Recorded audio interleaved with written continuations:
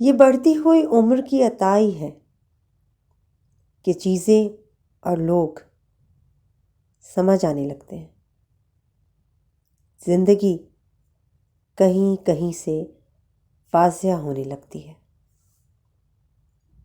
یہ بڑھتی ہوئی عمر کی سزا ہے کہ دیکھتے ہی دیکھتے چیزیں بکھرنے لگتی ہیں اور لوگ مرنے لگتے ہیں.